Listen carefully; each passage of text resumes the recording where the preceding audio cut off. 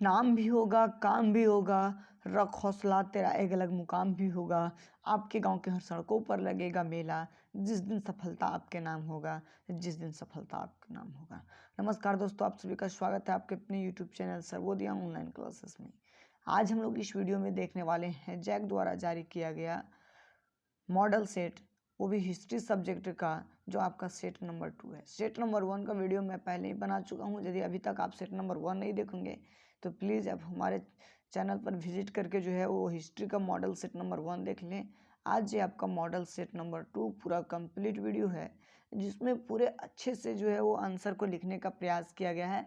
आप इस वीडियो को देखते जाएंगे, साथ में साथ आपका एक वर्क होगा कि आप इसका आंसर जो है वो लिखते जाइए। आपको पूरी अच्छे तरीके से समझ में आ जाएगा।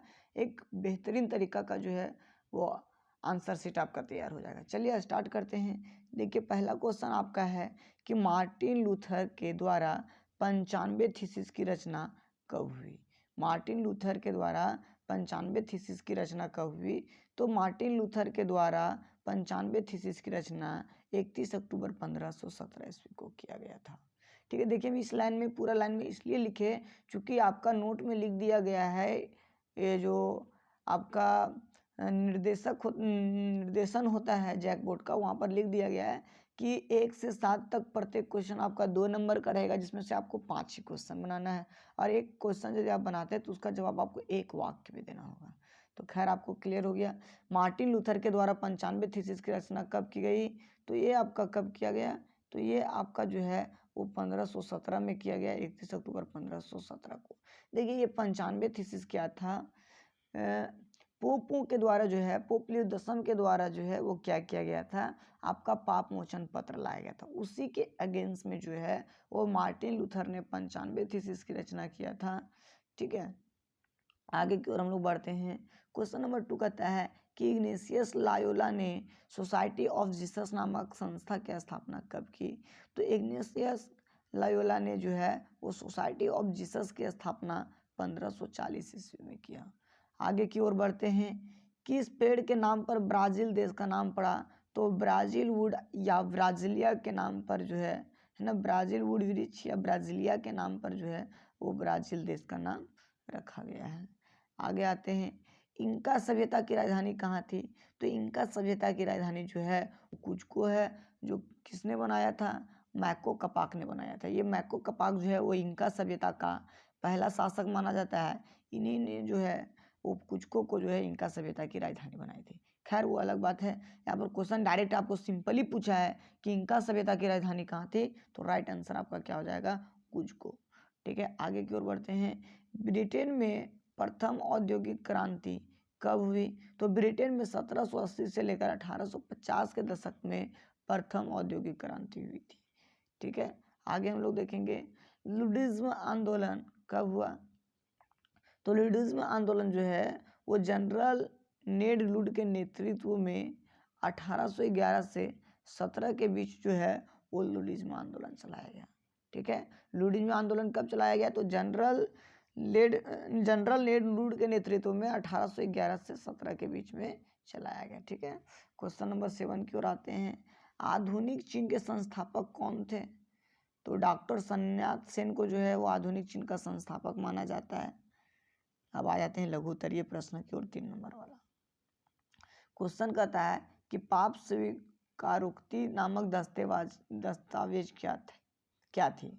तो देखिए, पाप स्वीकारोक्ति नामक दस्तावेज की यदि बात करें तो पहले आप समझ लीजिए मेरी लैंग्वेज में, उसके बाद आप आंसर को देखिएगा। ठीक है, पाप स्वीकारोक्ति नामक दस्तावेज की यदि बात करें तो समझिए कि ईसाई धर्म में जो कैथोलिक जो धर्म होता था, वहाँ पर पोप लियो 10 के द्वारा जो है वो क्या किया गया था? एक दंड विमोचन पत्र लाया गया था। दंड विमोचन पत्र कहने का मतलब है कि ऐसा पत्र था जिसमें यदि आप कोई पाप किए हैं, आप कोई गलत कार्य किए हैं, कुकृत्य किए हैं, और उस दंड विमोचन पत्र को यदि खरीद कर आप पढ़ लेते हैं तो सामान्यतः ऐसा माना जाता था कि वो सारा पाप आपका धुल जाता था, सारा पाप मुक्त हो जाता था, और ईश्वर आपको जो है वो जन्नत में जो है, स्वर्ग में जो है वो स्थान देती थी। उसी को बोला जाता था पाप स्वीकारोक्ति नामक दस्तावेज। मतलब वहाँ पर आपको पाप स्वीकार करना है ठीक है। बाकी बाद वो आपका दंड, बाकी बाद वो सारा दंड आपका जो है वो मिल जाता था, सारा पाप जो है वो मुक्त हो जाता था। तो देखिए इसी को नोट्स की तरह कैसे लिखना है कि पाप स्वीकारोक्ति नामक दस्तावेज एक दंड विमोचन पत्र था जिसे धन और जुए के आदि रखने वाले पोप लियो 10 के द्वारा लाया गया।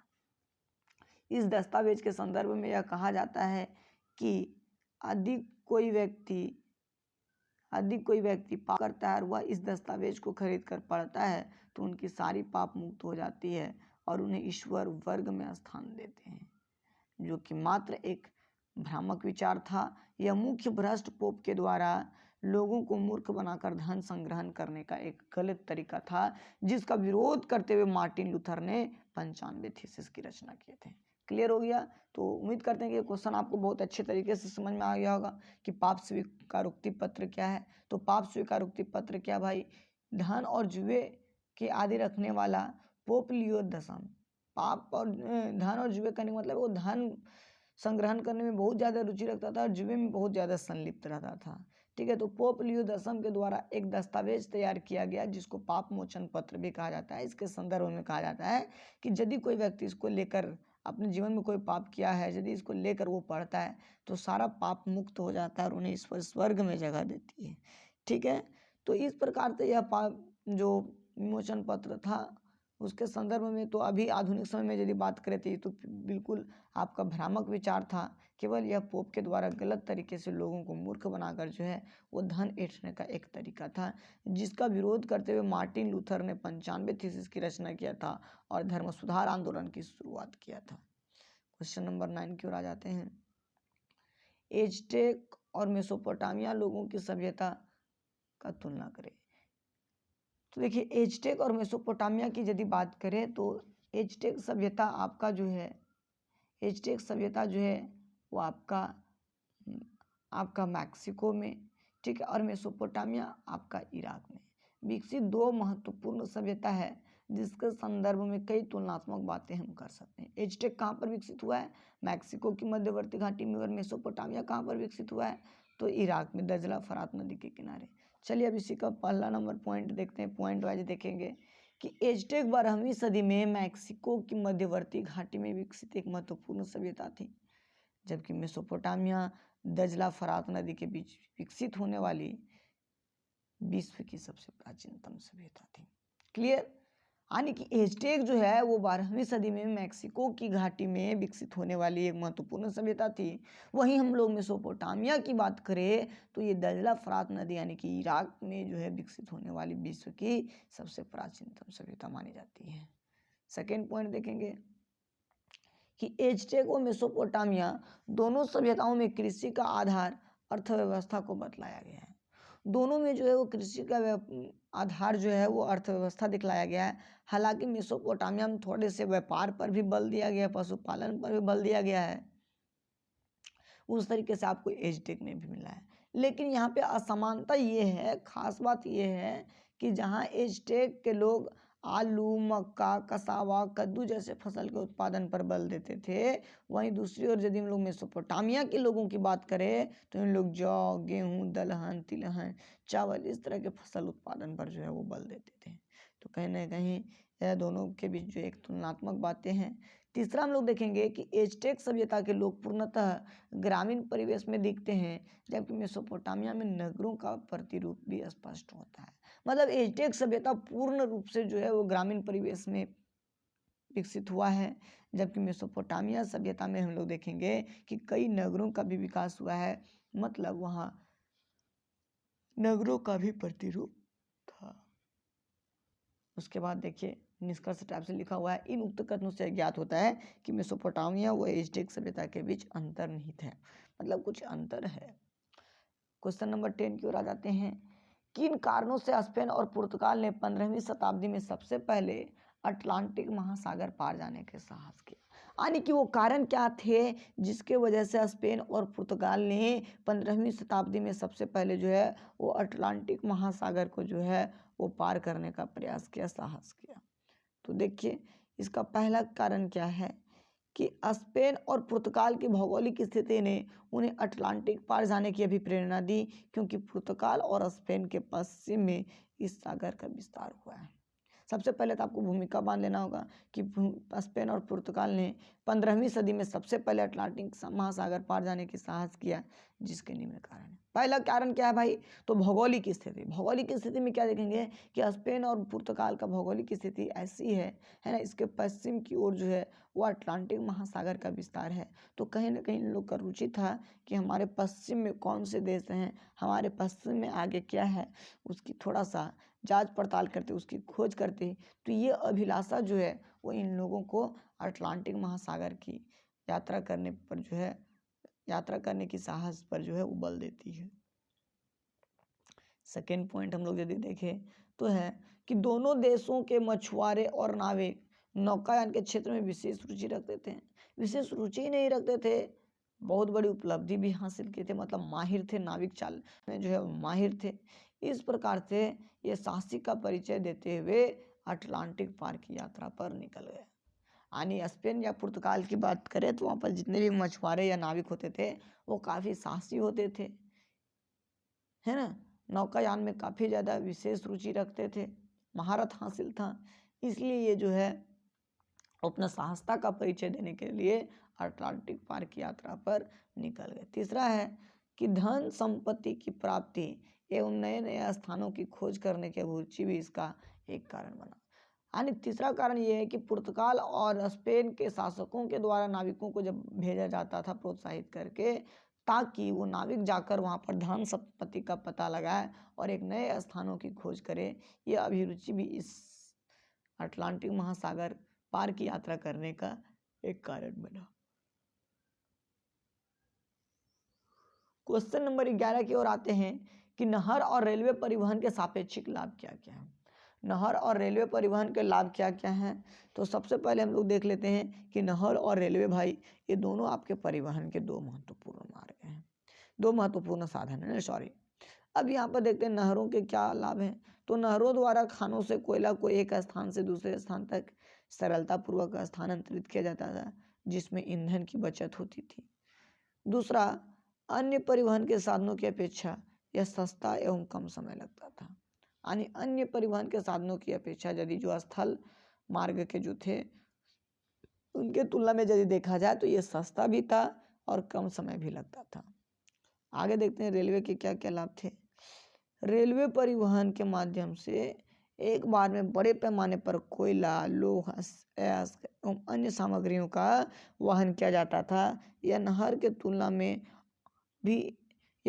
तुलना में और भी तीव्र और सस्ता था। ये नहर से जो है वो ज़्यादा तीव्र था। तीसरी बात है कि इस परिवहन में बाढ़, सूखे, तूफान जैसे आपदाओं का भय नहीं होता था।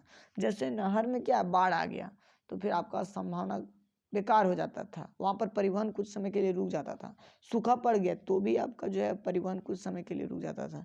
लेकिन इस प्रकार के रेलवे में बाढ़, सूखे, तूफान कुछ भी हो इसका कोई इफेक्ट नहीं पड़ता था। ठीक है, क्वेश्चन नंबर 12 की ओर आते हैं। मेजी पुनर्स्थापना से आप क्या समझते हैं? तो मेजी का शाब्दिक अर्थ शासक होता है। मेजी का शाब्दिक अर्थ क्या होता है? शासक होता है, तथा पुनर्स्थापना का अर्थ पुनः स्थापित करना या फिर से जागृत होना होता है।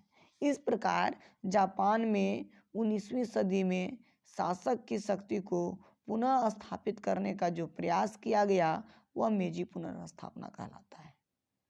ठीक है, यानी कि देखिए 19वीं सदी से पहले क्या है कि यहाँ पर शासक की शक्ति को जो है वो छीन लिया गया था। शासक की शक्ति जो है वो किसी दूसरे हाथों में चला गया था। शासक को कोई दूसरे लोग नियंत्रित करते थे। लेकिन 1867-68 ईस्वी में क्या हुआ कि मेजी वंश के द्वारा आंदोलन किया गया, प्रयास किया गया, और यह प्रयास किया गया कि शासक की शक्ति को जो है वो केंद्र में पुनः स्थापित किया जाए, और इसी प्रक्रिया को जो है वो नाम दे दिया गया मेजी पुनर्स्थापना। ठीक है, इसका नेतृत्व जो है वो मेजी वंश के द्वारा किया गया। यहाँ यह बात काफ़ी महत्वपूर्ण है कि जापान भी एक राजनीतिक देश था, किंतु 12वीं सदी में राजा की शक्ति को सीमित करते हुए शोगुन, जो कि एक प्रकार से मंत्री होते थे, वो अपने हाथ में ले लिए, और वे शोगुन खास करके तोकुगावा वंश के लोग ही होते थे। मतलब ये एक विशिष्ट वंश के लोग होते थे, तोकुगावा वंश के लोग होते थे। इस प्रकार 12वीं सदी से लेकर 18वीं सदी तक जापान में नाम मात्र का राजा का शासन चला। मुख्य रूप से शोगुन व्यवस्था ही कायम रहा, यानी शोगुन के द्वारा ही व्यवस्था का संचालन होता रहा। इस दौरान जापान में कई तरह के असंतोष पनपने लगे। ऐसी परिस्थितियों में जापान के मेजी वंश ने अमेरिका के कॉमोडोर मैथ्यू का संरक्षण पाकर 1867 में शोगुन व्यवस्था के खिलाफ क्रांति कर दिया, जिसे 1868 में समाप्त कर मेजी वंश को पुनर्स्थापित किया गया। मतलब 1868 में शोगुन व्यवस्था का अंत कर दिया गया और इस प्रकार से मेजी वंश को जो है वो पुनर्स्थापित किया गया। ठीक है, तो यहाँ से क्वेश्चन आपको ये भी पूछ सकता है कि शोगुन व्यवस्था का अंत कब किया गया? 1868 में किया गया।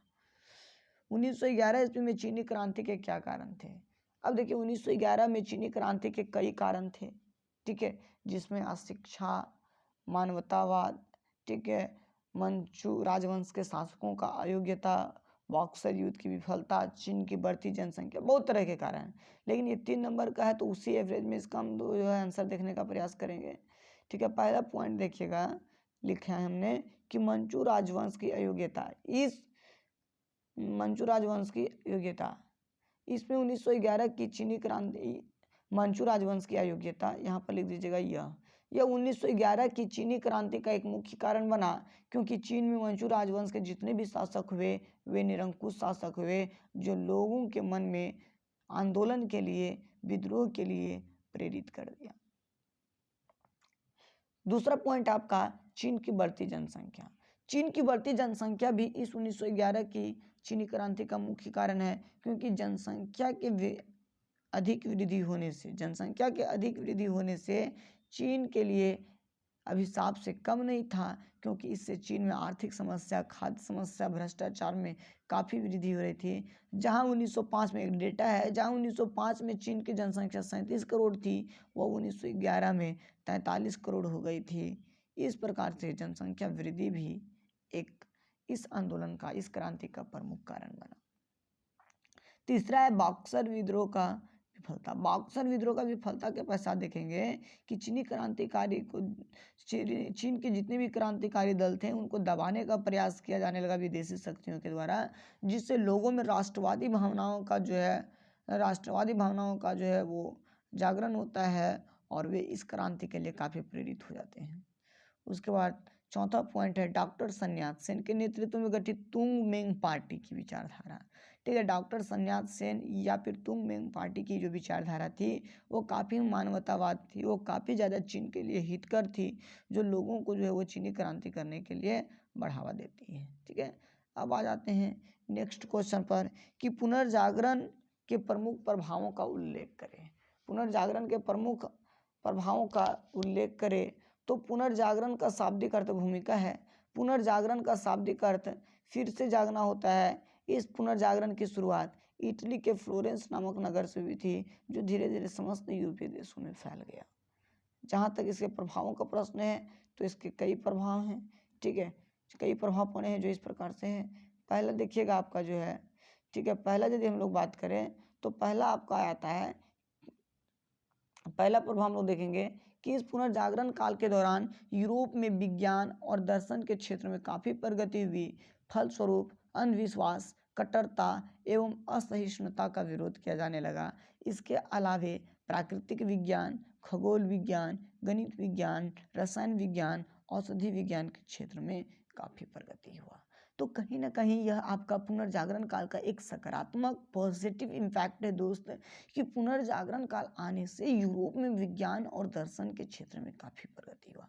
विज्ञान कहने का मतलब है विशेष ज्ञान में वृद्धि हुई, जैसे खगोल विज्ञान, गणित विज्ञान, रसायन विज्ञान, औषधि विज्ञान में प्रगति हुई।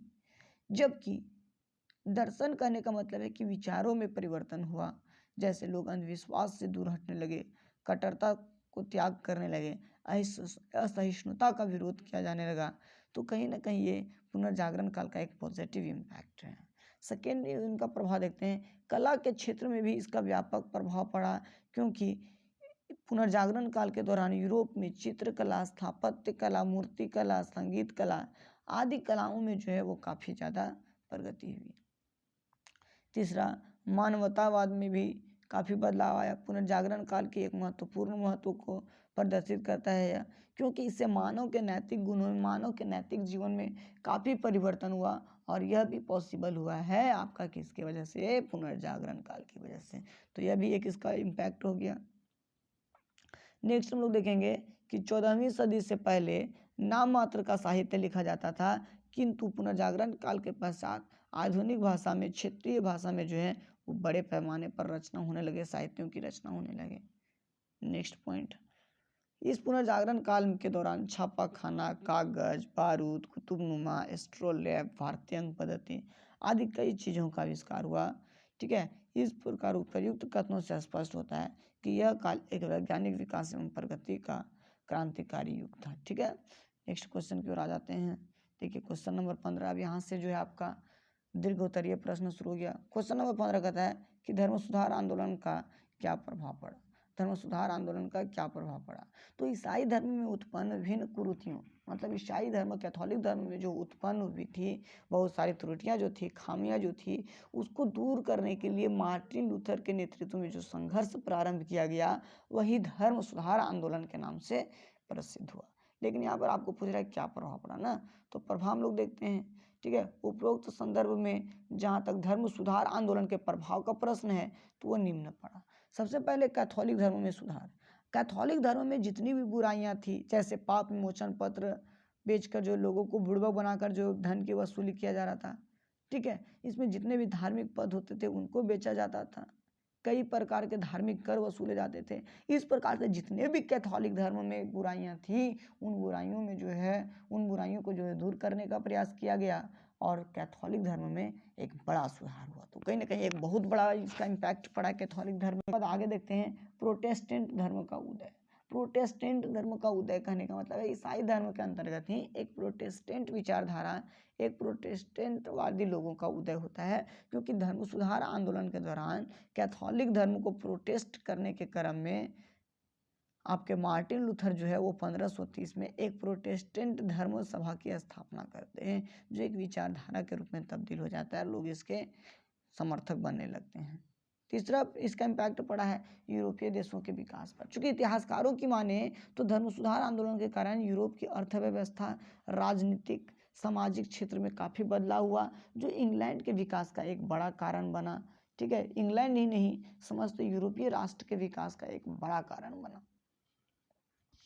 आगे देखते हैं पोप की शक्ति का पतन।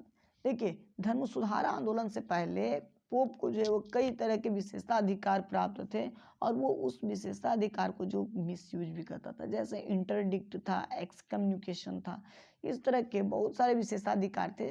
ठीक है, इंटरडिक्ट जैसे में कहने का मतलब है कि आप राजा जब चाहे तब जो है वो चर्च का दरवाज़ा बंद करा सकता है। एक्सकम्युनिकेशन कहने का मतलब है कि वो जब चाहे तब किसी को जो है वो मतलब धर्म से जो है बाहर निष्कासित कर सकता है।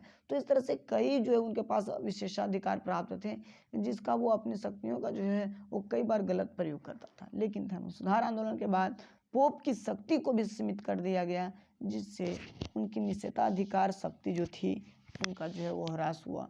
ठीक है, आगे देखते हैं नैतिक गुणों का विकास। इस सुधार आंदोलन का व्यापक प्रभाव लोगों के जीवन पर भी पड़ा, क्योंकि इस घटना के बाद यूरोप के लोगों में धर्म से ऊपर उठकर नैतिकता पर जोर देने लगा, मतलब मानवीय गुणों का भी प्रचार प्रसार हुआ। क्वेश्चन नंबर 16 की ओर आते हैं दोस्तों। ठीक है, ऐसे कौन से कारण थे जिसने 15वीं शताब्दी में यूरोपीय नौचालन को सहायता मिली? देखिए, भूमिका हमने लिखने का पहले प्रयास किया है। 15वीं शताब्दी का काल यूरोप में समुद्री मार्गों की खोज व कई देशों की खोज के लिए विशेष रूप से जाना जाता है। दिशा सूचक यंत्र आ जाने के बाद यूरोपीय लोग समुद्री यात्राओं में और भी रुचि रखने लगे। फलस्वरूप 15वीं शताब्दी के दौरान बड़े पैमाने पर समुद्री यात्रा व भौगोलिक खोजें की गई। उपरोक्त संदर्भ में जहाँ तक 15वीं सदी में यूरोपीय नौचालन के सहायता मिलने वाली कारण का प्रश्न है, तो वे निम्नलिखित है। पहला, कि विभिन्न यूरोपीय देश अपनी कृति को, मतलब अपनी कृति का मतलब अपनी यश को, ठीक है, दुनिया के सामने प्रस्तुत कर अपना प्रसिद्धि पाना चाहते थे। यही कारण है कि 15वीं सदी में बड़े पैमाने पर नौचालन को बढ़ावा दिया गया। दूसरा है कि कुछ यूरोपीय देशों के नाविक सामुद्रिक यात्रा की अभिरुचि भी रखते थे, जिसके कारण वो नौचालन कार्य करते थे। जैसे स्पेन का आपका हेनरी, सम्राट हेनरी जो है वो खुद एक नाविक था। तो इस प्रकार से विभिन्न यूरोपीय देश में जो है वो बहुत से ऐसे नाविक थे जो समुद्रिक यात्रा की अभिरुचि रखते थे। वैसे लोगों को राजा के द्वारा प्रोत्साहन दिया जाता था और वो जो है यात्रा पर निकल जाते थे। तीसरा है कि यूरोपीय देश अपने धर्म का प्रचार प्रसार करने के लिए दूर तक देशों के साथ संबंध बनाने का प्रयास किया। और चौथा पॉइंट ये है आपका कि नौचालन कर समुद्र के पार स्थित देशों की खोज कर वहाँ से अधिक आर्थिक लाभ अर्जित करना व व्यापारिक संबंध बनाना भी 15वीं सदी के नौचालन का एक प्रमुख सहायक कारण रहा था। ठीक है, इस प्रकार से स्पष्ट हो जाता है कि 15वीं शताब्दी में जो बड़े पैमाने पर नौका चालन किया गया उसके पीछे कई उद्देश्य भी निहित थे, कई मायने भी आपके जो है वो छिपे हुए थे। ठीक है, नेक्स्ट क्वेश्चन की ओर आते हैं। क्वेश्चन नंबर ये आपका 17 होगा। ठीक है, दक्षिण अमेरिका की खोज ने यूरोपीय उपनिवेशवाद के विकास को जन्म दिया। कैसे? यानी दक्षिण अमेरिका की जो खोज हुई उसने यूरोपीय उपनिवेशवाद को जन्म दिया। कैसे? स्पष्ट करना। तो देखिए, दक्षिण अमेरिका की खोज का श्रेय जो है वो कैब्रल को जाता है। कहा जाता है कि पुर्तगाली कैब्रल भारत की यात्रा पर जाने के लिए निकला, किंतु दिशा का ज्ञान खो जाने के कारण वह ब्राज़ील नामक देश पर पहुंच गया, जो कि आपका दक्षिण अमेरिका में था। ठीक है, तो इसी के साथ माना जाता है कि 1500 ईस्वी में जो कैब्रल ब्राज़ील पर पहुंचा, उसी के साथ माना जाता है कि एक नई दुनिया का और ही हिस्सा दक्षिण अमेरिका का भी खोज हो गया। अब इस दक्षिण अमेरिका के खोज ने यूरोपीय उपनिवेशवाद के विकास को निम्न रूप में जन्म दिया। ठीक है, यह जन्म देने के पीछे निम्न कारण बन गए। पहला, प्राकृतिक संसाधन टिम्बर की उपलब्धता। देखिए, ब्राज़ील में जो है, दक्षिण अमेरिका के ब्राज़ील देशों में जो है वो एक टिम्बर नामक की जो है वो वृक्ष पाई जाती थी। टिम्बर नामक लकड़ी जो है वो पाई जाती थी। वह एक इमारती लकड़ी होती थी और इसका रेट जो है वो काफ़ी अच्छा खासा होता था, जिससे पुर्तगाल को इसका व्यापार करने बाद काफ़ी लाभ हुआ। इस लाभ से प्रभावित होकर पुर्तगाल जो है उस ब्राज़ील अर्थात दक्षिण अमेरिका पर अपना नियंत्रण अर्थात उपनिवेशवाद स्थापित करने का प्रयास करना शुरू कर दिया, जिसमें सफल भी रहा। ठीक है, सेकेंड पॉइंट था ब्राज़ील वुड वृक्ष की बहुलता। ठीक है, ब्राज़ील में एक और विशेष प्रकार की वृक्ष थी जिसे ब्राज़ील वुड कहा जाता है। सामान्यतः इसी वृक्ष के आधार पर जो इस देश का नाम भी पड़ा है। ये ब्राज़ील वुड वृक्ष क्या था? तो इससे एक सुंदर लाल रंग जो है वो तैयार किया जाता था। इससे भी यूरोपवासी को काफ़ी लाभ मिलने लगा, जो यूरोपियों को इन क्षेत्रों पर जो है अपना उपनिवेशवाद स्थापित करने के लिए प्रेरित किया। इन्हीं उपर्युक्त लाभों की मंशा ने यूरोप में उपनिवेशवाद को जो है वो जन्म दिया। क्वेश्चन नंबर 18 की ओर आते हैं। विश्व के भिन्न भिन्न देशों में रेलवे आ जाने से वहाँ के जीवन पर क्या प्रभाव पड़ा? तुलनात्मक अध्ययन कीजिए। तो विश्व में रेलवे का विकास औद्योगिक क्रांति का परिणाम है। औद्योगिक क्रांति के फलस्वरूप ही जो है वो यूरोपीय देशों में जो है वो ब्रिटेन में जो है सबसे पहले रेलवे का विकास हुआ। ठीक है, जहाँ यूरोपीय देश में ब्रिटेन में रेलवे का विकास देखें तो मुख्य रूप से आपका 1825 में हुआ है। 1825 में जो है वो पहली बार जो वहाँ पर जो है वो रेल को दौड़ाया गया। इस प्रकार एशिया महाद्वीप के भारत में यदि हम लोग बात करें तो 1853 में जो है वो रेल परिवहन का जन्म होता है। ठीक है, रेल परिवहन का विकास होता है। तो इस प्रकार देखा जाए विभिन्न समयों में भिन्न भिन्न देशों में जो है वो रेलवे का विकास हुआ, रेलवे परिवहन का विकास हुआ, जिससे वहाँ के जीवन पर काफ़ी प्रभाव पड़ा।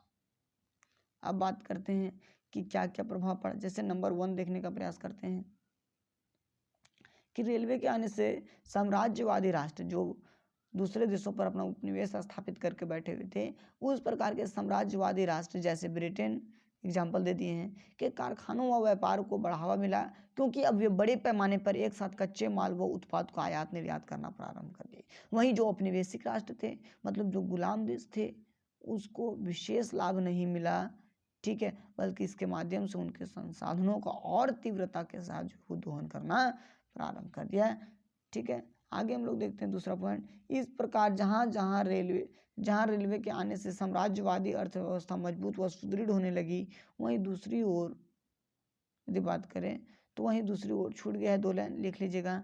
वहीं दूसरी ओर औपनिवेशिक राष्ट्रों की अर्थव्यवस्था डगमग होने लगी, चरमराने लगी। तीसरा पॉइंट देखते हैं। तीसरा पॉइंट आपका कि रेलवे के विकास के फलस्वरूप साम्राज्यवादी शक्तियों को विशेष रूप से फायदा मिला, क्योंकि उनका तैयार माल तेजी से उनके औपनिवेशिक बाजार तक पहुंचने लगे, जिससे बहुत लाभ होने लगा। फलस्वरूप उनका जीवन स्तर काफी ऊंच होने लगा। वहीं जो गुलाम राष्ट्र थे वहाँ जीवन स्तर दिन प्रतिदिन बदतर होने लगा। फोर्थ पॉइंट है कि रेल के विकास से औपनिवेशिक देशों में उद्योग की स्थापना को प्रोत्साहित किया गया।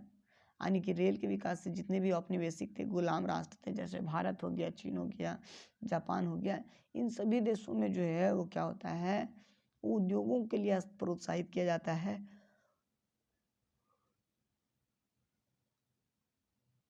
और वहाँ जो है वो उद्योग स्थापित करने का जो है वो प्रयास किया जाता है। इस प्रकार कुछ कुछ देशों में जो है, कुछ कुछ औपनिवेशिक देशों में जो है वो आपका सकारात्मक प्रभाव भी पड़ता है।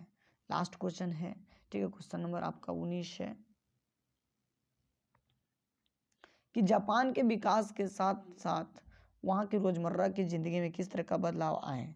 तो जापान की बात करें तो जापान जो है वो प्रशांत महासागर की गोद में बसा एक महत्वपूर्ण पूर्वी एशियाई देश है, जो 4 द्वीपों का सम्मिलित रूप है। जापान के विकास के साथ साथ वहाँ की रोजमर्रा जिंदगी में निम्न तरह के बदलाव आए। नंबर 1, जापान में विकास के साथ साथ समाज में आधुनिक बदलाव प्रारंभ हो गए, जो जापानी जिंदगी की एक बड़ी परिवर्तन मानी जाती है।